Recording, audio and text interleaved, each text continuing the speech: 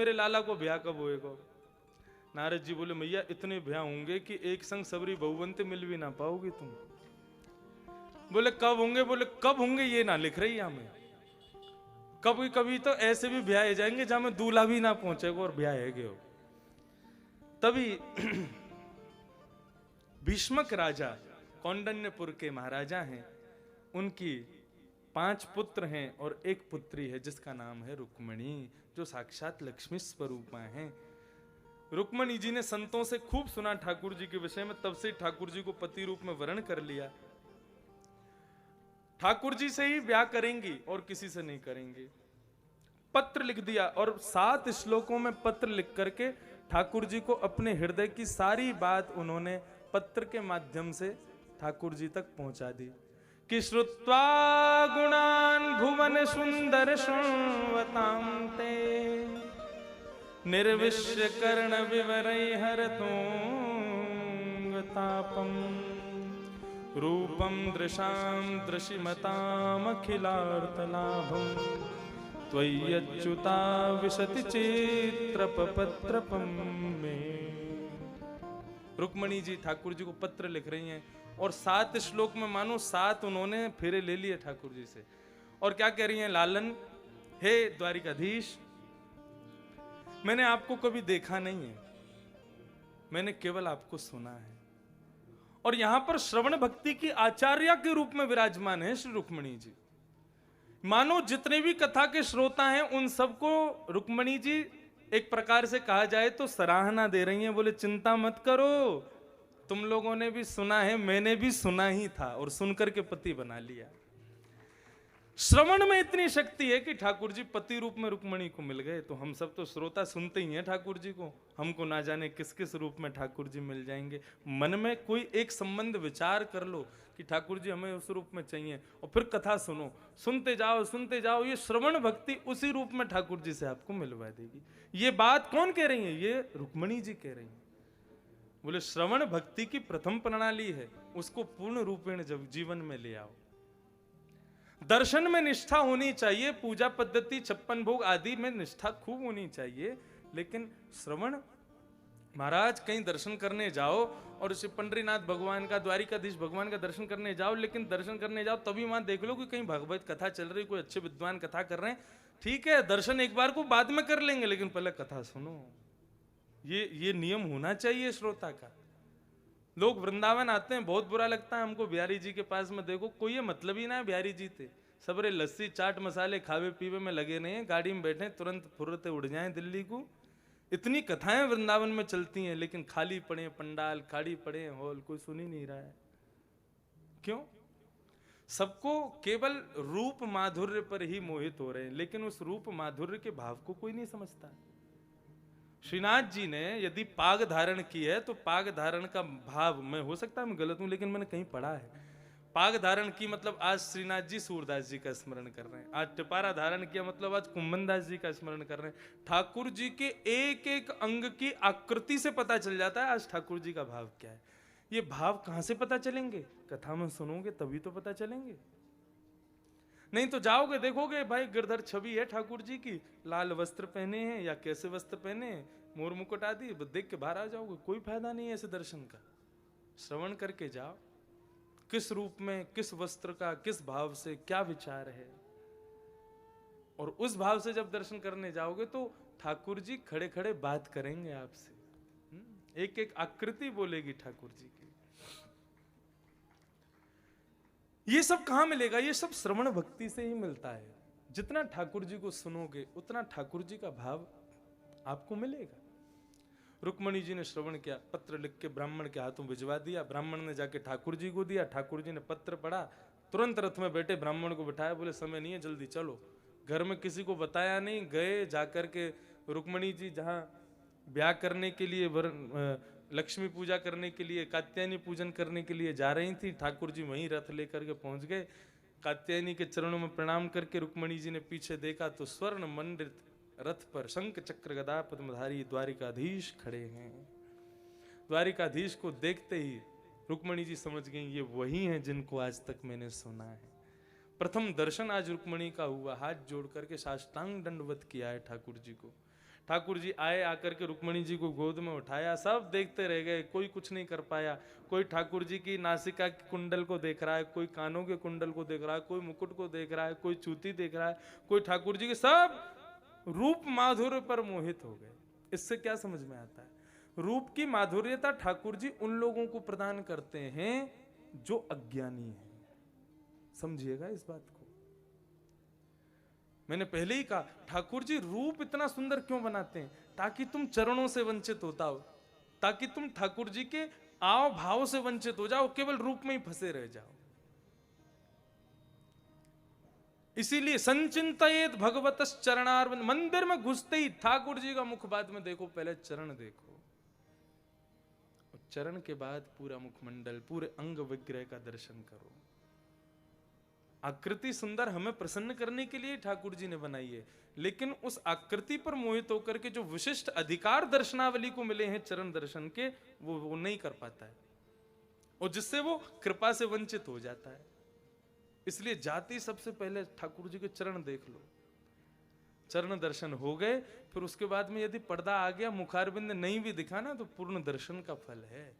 ठाकुर जी के चरण, चरणन की रज पाऊं किशोरी तोरे, चरणन की रज पाऊं। चरण, चरण ही श्रेष्ठ है। रुक्मणी जी ने पत्र लिख के भेजा, ठाकुर जी पधारे। रुक्मणी जी को लेकर के द्वारिका पहुंचे। वसुदेव देवकी ने पूछा, लाला कहाँ गए हो? कहीं ना घूमे गए यहीं पे पास में। बोले ये कौन है संग में? बोले इनसे ही पूछो ये कौन है।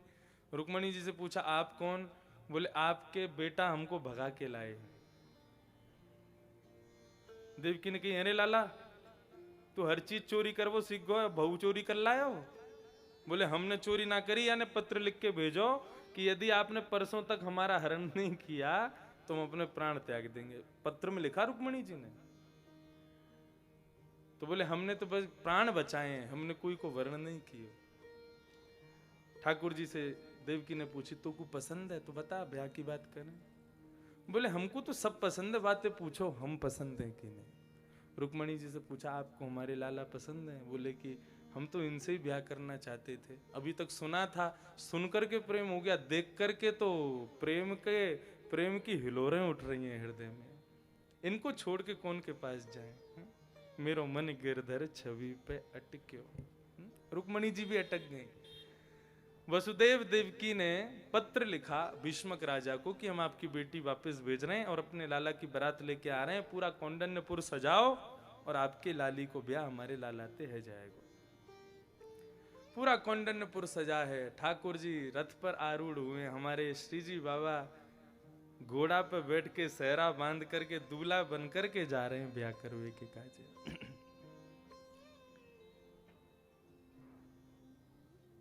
ठाकुर जी जैसे ही पहुंचे हैं, वरण किया लक्ष्मी का, और श्री रुक्मणी जी के साथ में ठाकुर जी का ब्याह संपन्न हुआ। रुक्मणी प्यारे की मूर्तिया, मन को लुभाई जाए रे। बस इतना ही आता है हम पे बस। रुक्मणी प्यारे की मूर्तिया, मन को लुभाई जाए रे। रुक्मणी जी के साथ में ठाकुर जी खड़े, इतने सुंदर लग रहे हैं, सब बलैया उतारने लगे। बोलो रुक्मणी रमण भगवान की, द्वारिकाधीश की। विवाह संपन्न हुआ। ठाकुर जी का दूसरा विवाह जामवंत की बेटी जामवती के साथ हुआ। तीसरा विवाह सत्यभामा से हुआ। चौथा विवाह श्याम सुंदर श्री यमुने महारानी की जय। श्याम सुंदर श्री यमुना जी के साथ में ठाकुर जी का ब्याह हुआ।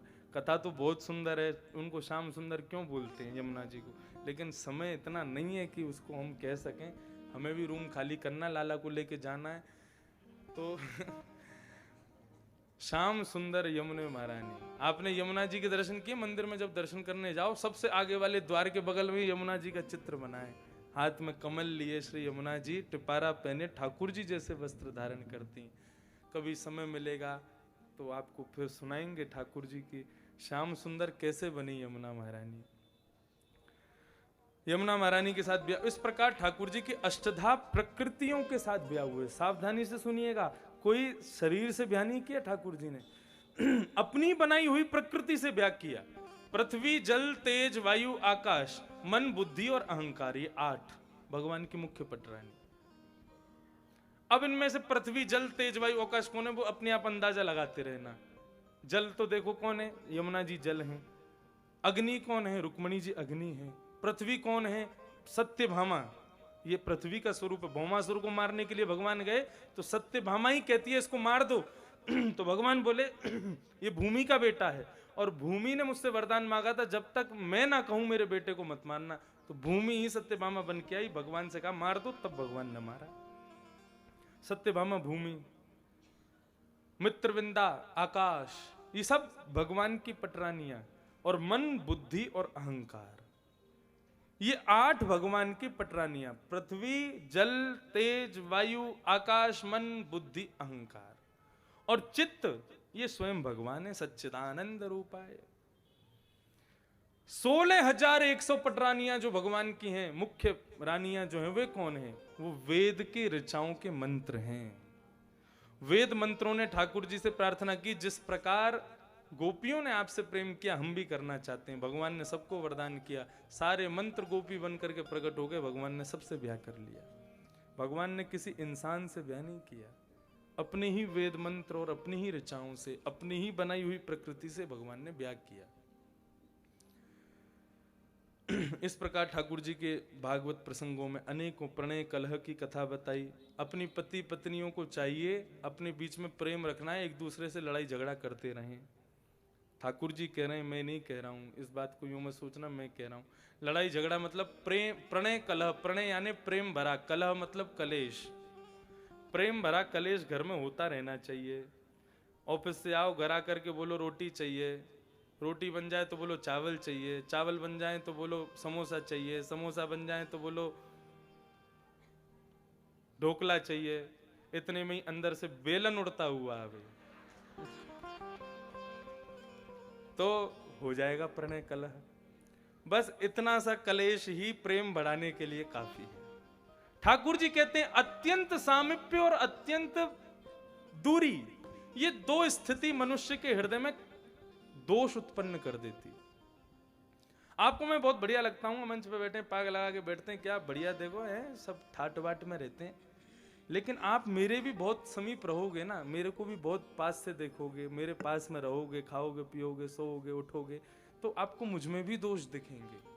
अरे ये तो ऐसे करते हैं, ये तो ऐसे करते हैं, ये तो ये है। अत्यंत सामीप्य में दोष, और बहुत दूर रहने से भी दोष आ जाते हैं। दूर रहते हो, अब उससे मिलते जुलते तो नहीं, कोई भी कान भर जाएगा, वो तो यूं कह रहा था, वो तो यूं कह रहा था, उसकी बात मान करके दोष आ जाएगा। इसलिए ठाकुर जी कहते हैं कि पति पत्नी को अपने बीच में प्रेम बना के रखना है तो बीच बीच में एक दूसरे को थोड़ी देर के लिए वियोग दिया करो, एक दूसरे से लड़ाई झगड़ा थोड़ा थोड़ा किया करो, उससे प्रेम बढ़ेगा। बाकी आप लोग ज्यादा अनुभवी हैं, मुझे इतना नहीं पता है। राजा नृण की कथा, दान का विषय बताया। नारद जी ने भगवान की गृहचर्या देखी, वो कथा बताई गई। भगवान की नित्यचर्या, श्रीमद् भागवत में नित्यचर्या, भगवान क्या करते हैं? प्रातःकाल उठते ही ठाकुर जी सबसे पहले अपने हस्त कमल का दर्शन करते हैं। हस्त कमल के दर्शन के बाद ध्यान करते हैं किसका? अपने भक्तों का और श्री राधा रानी का। उसके बाद ठाकुर जी स्नान करके गौशाला जाकर के गायों का स्पर्श करते हैं और फिर संपूर्ण द्वारिका को उठाने के लिए ठाकुर जी अपने पांचजन्य शंख का नाद करते हैं। ठाकुर जी शंख बजाते हैं, उस नाद को सुनकर के पूरी द्वारिका उठती है। ये ठाकुर जी के नित्य कर्म बताए गए।